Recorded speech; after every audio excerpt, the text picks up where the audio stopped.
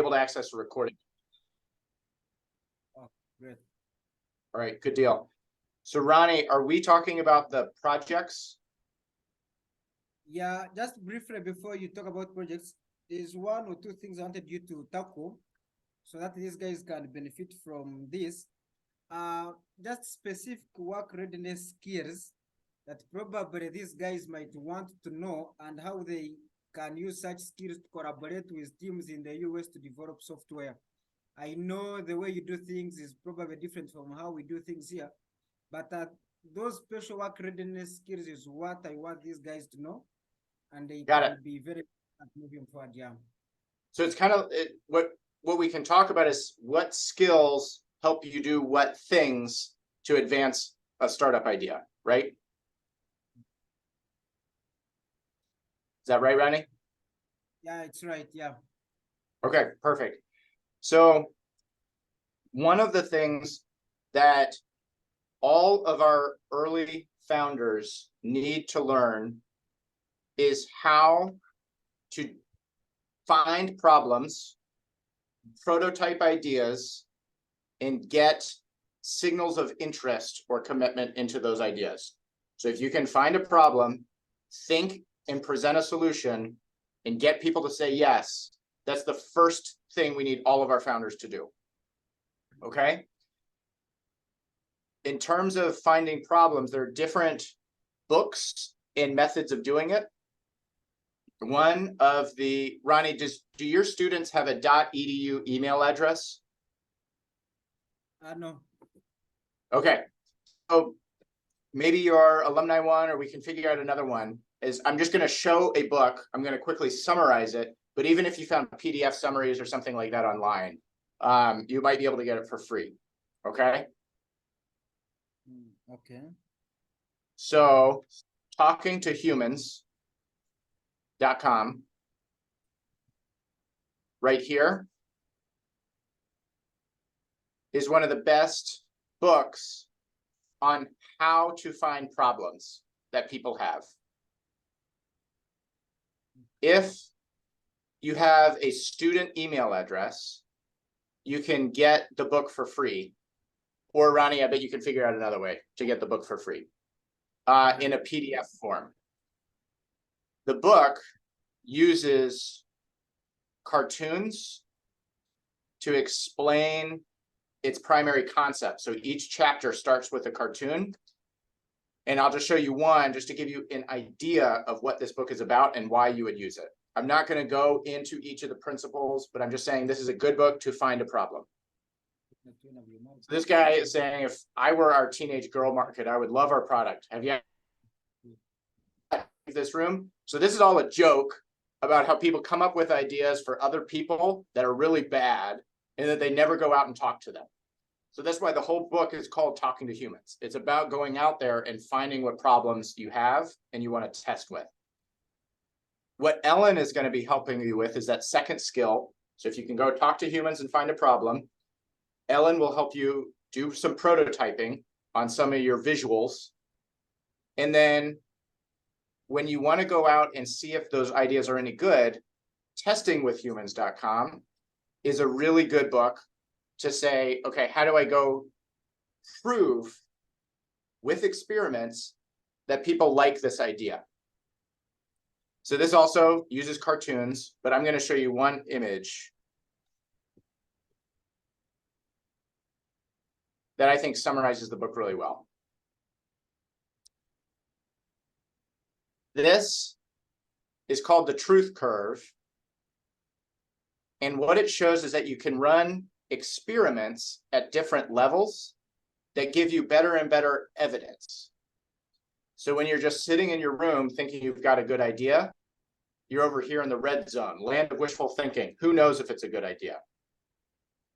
But then when you make a prototype, what Ellen showed you right here, you're starting to go out and collect evidence that it's a good idea. So those are the solution tests that you're going to do. I just heard a voice. Did I hear a question? Okay.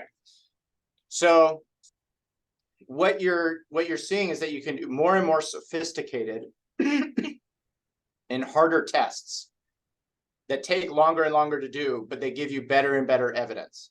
So if you want to learn how to do that type of stuff, that's testing with humans. So those are the two books. They're both very short. They're both really good. Ellen, she walked you through Bubble. Is that right, Ronnie? Yeah, she did. And Okay. Used and used UIZ, something like that. Yes. So this is UIZARD, and we just got access to something. Oh no, I'd have to figure out how to get this again. But we got access to their AI engine where you can actually just write down things. And oh, here it is, Auto Designer. And so you can describe projects in plain English, and they will, and you put something in about styles. And I'm going to conclude this session with using that. And Ronnie, I'm going to see if I can get you guys free access to this too, okay? I'll have to figure it out at the end. So it's even a faster way to use Wizard than the other, okay? Okay. So Ronnie, I can dive into either of those. Basically, how do you talk to humans to find a problem? How do you use tools to prototype? And then how do you test with humans to prove it's the right thing? Which of those is most useful for you right now? Or we can go through projects and I can start walking through projects, how they would be used in this type of area. Okay. So let's get into projects now. It was really a good start, and it's important we get to know that because we want to be like you. Okay. Let's get to it, yeah. So I'm gonna show one project that I made a little while ago through Wizard. It only took me about 15 minutes, maybe 30 minutes. And then we're gonna make one together with that AI tool that they have right now, okay? So that's project one, will be this thing called Latin Lingua. And then project two will be a babysitter app that you can make through Wizard. And then you guys could determine if you want to refine the Wizard one or maybe try a Bubble one, okay? Okay. So what I'm going to start with, here, I'm going to stop share for a second. So I'm going to start by talking about a problem that we saw. So this problem. John Henry, try to go slow as you're explaining the project. Yeah, the English is too fast. Yeah, a bit fast. Yeah. Got it. All right. Problem one. Parents send their kids to learn a language that they don't know. So in the US, we might teach our kids Latin. Those parents sometimes are interested in learning that language. Sometimes they're interested in learning about that language. And maybe they just want to talk with their kids about learning the language. So say that you guys were sending your kids to learn English, and you guys didn't know English. You'd want to understand how the kid is learning, and maybe you want to learn a little, and maybe you just want to talk about why they're learning English and what they can get out of it. So what the kid learns is of some interest to the parent. So when a parent has that type of interest, they don't have anywhere to go. And a lot of times the other languages are interesting because they see them in their day. And so the parent might want to learn that language so that they can interact with it in simple ways, but they don't want to get as sophisticated as the kid is getting. So in Latin, some of our church services are in Latin or have Latin. So a parent who's sending a kid to learn Latin might just want to touch a little bit of it through the church setting in the Catholic Church. We also have a lot of mottos And so our military branches have mottos like Semper Fidelis for our Marine Corps, and that they are interacting with Latin, but no one knows what those means. There are also Latin words in law and in health that people are coming into contact with, and they don't know what it is. So there are common usage modes that a parent might want to get acquainted with, especially if their kid is learning it. I want to know more of what's happening in church. I want to understand these cultural things, that type of stuff. So right now, there's nothing that teaches you a language that I would say is culturally, the language is culturally relevant to you. So it's not how you interact with it in the day. There's not great poetry or anything like that. There's not just intrinsic interest stuff. It's more like, here's the conjugation, here's a boring scenario to learn the language. So if you wanted to make learning it a little more relevant for the parents, that's the problem one. So parents of foreign language learner students, particularly starting with Latin, want interesting small bits of content. There's a really good language platform out there called Duolingo, but it has boring content. And so what we wanted to find was a Duolingo that had interesting content for the parents of these Latin students. Okay, good on the scenario, Ronnie? Guys, you pick that. Is it clear to all of us? Or you have a question? Yeah? You can ask him. Someone is asking, what was your last statement again? I'm a parent, my student, my child. I see tools out there like Duolingo, which a lot of people use to learn English. I can use that to learn Latin, but all of the content is boring. Like I don't actually want to be that great at the language. I just want some interesting things about the language. So I find it really boring. Is that our network or? Does that make sense? I wanted to know how boring the content is it does not have maybe pictures or videos or what? Is it just like a text like? It's the content.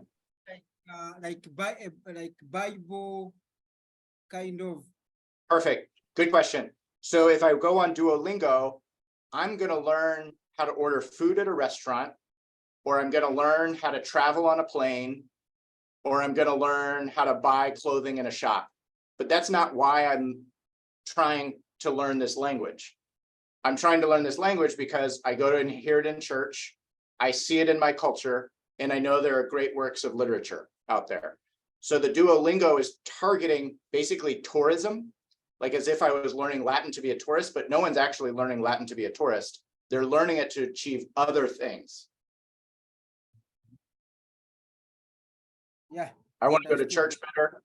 I want to learn my culture better. I want to read great. Okay.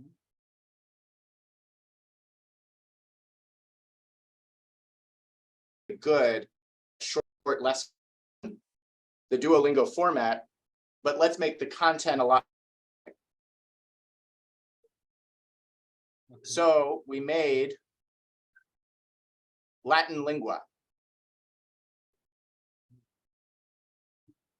It's done in the app user. Ronnie, is this visible to you? Yeah, it is. Awesome. So this is now something I can show other parents of Latin students and say, is it interesting? I've talked about to other parents who like the idea of learning Latin, but don't like any of the tools. So I can see if this is an interesting tool. My prototype. So I went on Wizard, and Wizard had a template, and it was a Duolingo template. So I just changed it. I made a logo, and you can use the AI generating logos, or you can find a designer. I put a title and a tagline. And then this is mostly just the template itself. So a lot of this is Duolingo, but it doesn't convey a lot of the other promises that I just said. Like it's still pretending I'm learning Italian and stuff like that because it's just the template. I haven't adjusted those, but you can see that the template is interactive. If I click on somewhere, it'll give me an indication as to where to go if it doesn't work. And it has a lot of the Duolingo features in there. They just need to be modified to fit the Latin context. So Ronnie, this is project 1. So I need a template modified for my scenario, okay? Okay. Now, what I would do with that is once I had that template, I would probably go out and talk to 10 parents of Latin students. I would show it to them, and then I would ask, is this interesting to you? Want to join a pilot? So if you look at that truth curve, here, let me pull that up again.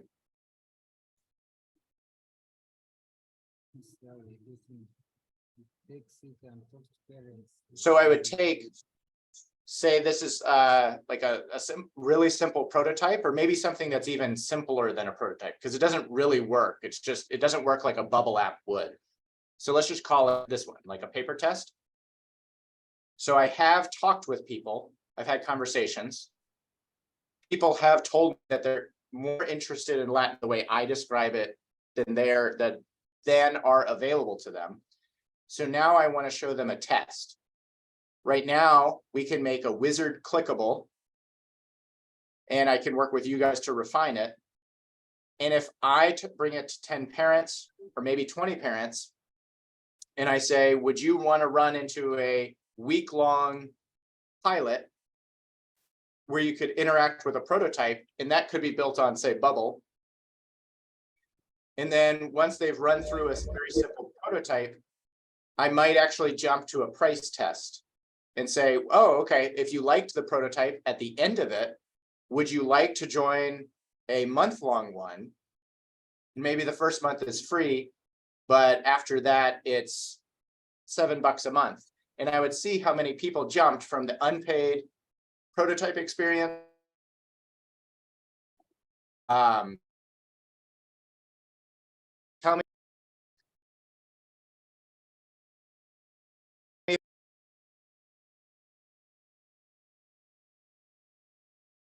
Okay, so that's project 1, is let's get Latin Lingua to show cool content, not the general Duolingo content. Now, project 2, in Ronnie, we can either go through a wizard one, and then we can do a bubble one on just Latin Lingua, or we can do another simple wizard one on just a babysitter idea. So you tell me, Ronnie, what's best for you guys? Do you want to try like a wizard experience and then a bubble coding experience? Or you want to try 2 more simpler experiences? Which one would be better? And Ronnie, what I can do is I can just show you the other one, and then you guys can choose. Okay, you show us the other one. Okay, I'll show you the other one, and this will give you a good experience of how the AI generator works on Wizard, okay? Okay. So we're actually going to make a clickable together right now. So the other idea that I have is that parents of young kids are invited to events, say at a church or something like that. Say they have a dinner at a church. And it's really hard to find babysitters. So if it's just the parents and the kids aren't going, the parents need to get a babysitter. But when everyone's trying to get babysitters at the same time, it's hard to get. The church, or whatever group it would be, could help find a batch of babysitters that are willing, that they could collectively babysit all of the kids of the parents that are going to that event. So it's batching together babysitting for events hosted by larger organizations like churches. Okay, is that problem clear? Oh, okay. Why is it a big deal? Maybe I go to church while knowing where my kid will be. Why is it an issue? So I have to understand. Yep. Assuming there was a football match at ND, like how it was when I was there, Yep. Probably I would go to watch that match, and maybe that's the point when I would need a babysitter. But my question is, why would I want a babysitter when I go there? Yet I know when I was going there, I had a kid, and probably I would be inconvenienced. Why maybe not leave the kid at home?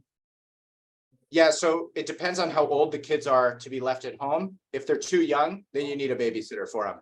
And at those times, it's when everybody's trying to get the few babysitters. And so your friend might have gotten your babysitter if you're both going to the same event. Okay. Does that mean the babysitters are somewhere, so we just need to find them, or anyone can apply to be a babysitter or something? So actually, Ronnie, let's do it this situation. So you're traveling to the US with your kids. You go to a Notre Dame football game, but you don't know any of the babysitters there. Okay. And so it's one of these events, and Notre Dame is hosting you because you're coming through the Mandela program or something like that. It's something that the Mandela program could use to say, all right, here's a batch of babysitters for all the people that are coming to my event. Okay. Oh. All right. So the babysitters are able to do that for a short time, and it ends. Yes, that's it. Just one night, one occasion.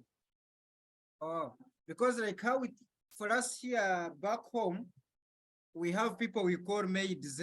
I don't know if you also have such people whose Yep. role is to normally look after our babies at some point or do housework. So do you have those as well? No, very few people do. Oh, okay. So that's why having a babysitter for such events is okay. Yes. Okay, so what we're going to do now is we're going to make that app. All right. Okay. We need an app that large organizations like churches or schools can use to connect parents attending their events with a pre-selected group of babysitters. Okay. We want this to look professional, trusted, friendly.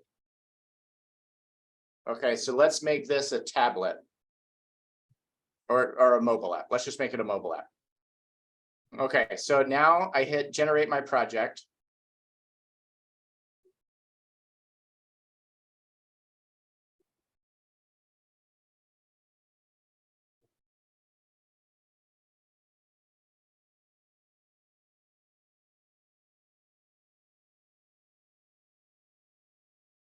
Okay, it's almost done.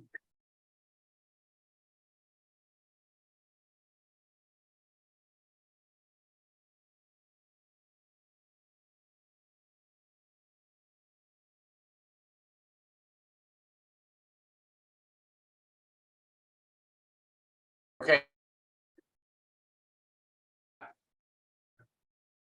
It's calling it, it made up its own name called Babysitter Connect. And let's run through the preview.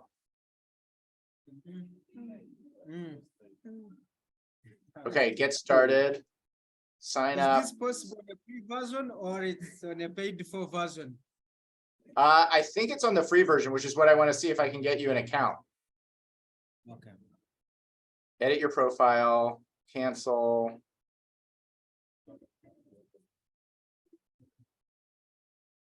Okay, I'm kind of getting lost in this one. Maybe over here. Here, let's do. Okay, so it has a bunch of other screens that I don't quite know how they connected. But what you can see is that when I'm zooming in on all this, like now you can change those things. So this says login, but I could say babysitter.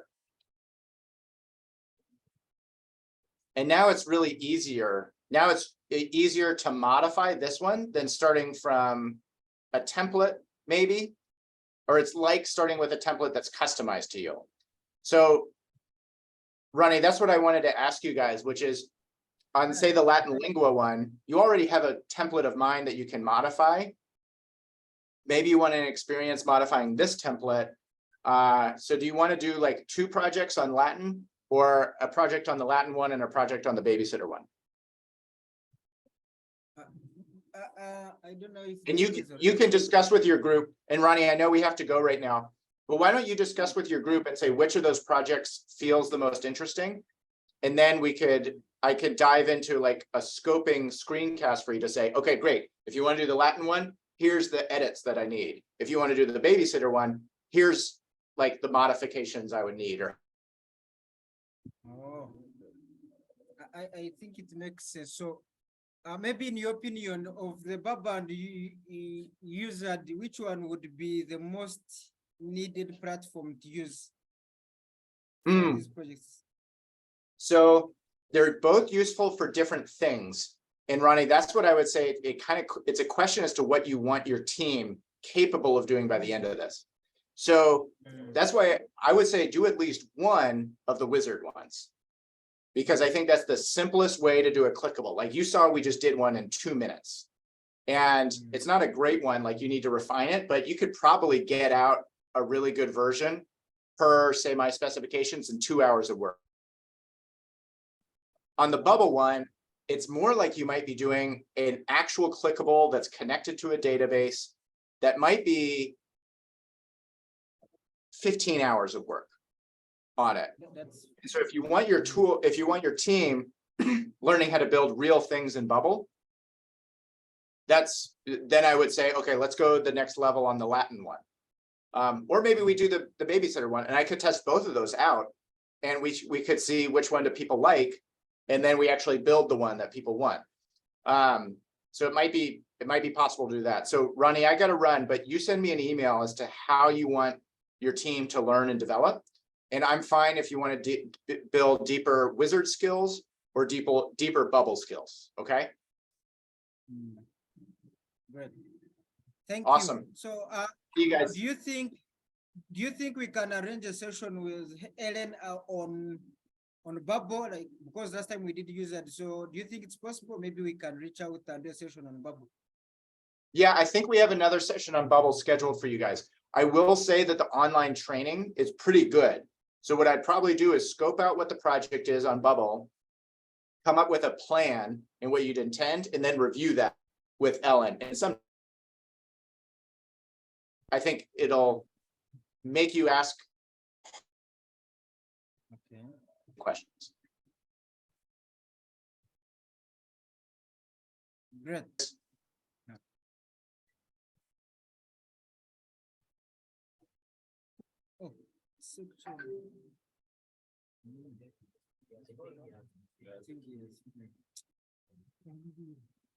Oh, no, this guy is really well contained. He's done.